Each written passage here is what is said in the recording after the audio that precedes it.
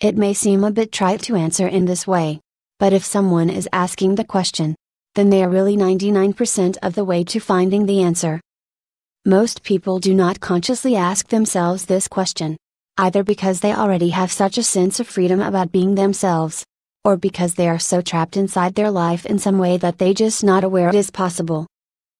Perhaps the bigger question that underlies this is how one can trigger a sense that the notion of the freedom to be yourself is actually at the heart of a person's real sense for meaning in their own life and what they do with that life.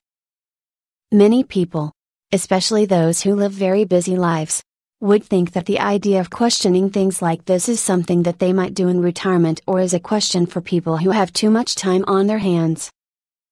The reality is that many people drift through their life for good but demanding reasons, and the question of looking at oneself and what the freedom to be yourself means never arises, not through an issue of time, but through an issue of not thinking that individual is in control of their life enough to be able to ask such a question. The other part of the equation that is important to see is that many people do not want you as an individual to be free enough to be yourself. There may be many reasons for this, but the main one in most circumstances is that as an individual it is much easier to control you in some way if you do not have that freedom.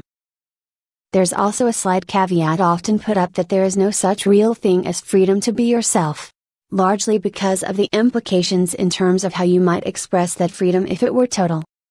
This is a completely false argument, and one that is usually steeped in other people's need to control you as an individual.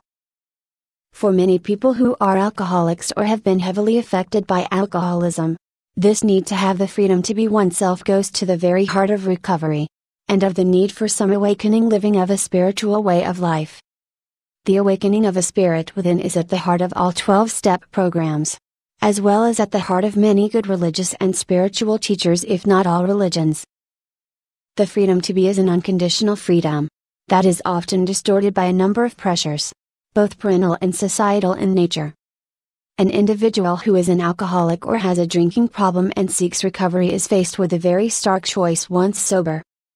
Whatever the underlying issues in terms of the individual's drinking or alcoholism, at some level it soon becomes clear to them that if they are to stay sober they'd need to be able to live at peace with themselves in some way, shape or form. This need for self-acceptance may often only come at a felt level to begin with, but soon becomes the most important reality of their lives. An alcoholic who gets sober will at some level begin to see that they have a wide range of emotional turbulence that has driven the drinking. The recovery process that takes place in groups such as Alcoholics Anonymous and treatment centers should focus primarily on helping an individual to see that these emotional drives have driven the drinking, and that recovery in terms of staying sober is about addressing these emotional states. An individual staying sober needs to be able to live at peace with themselves. This may take time, but the journey gives them the tools of the process to do so.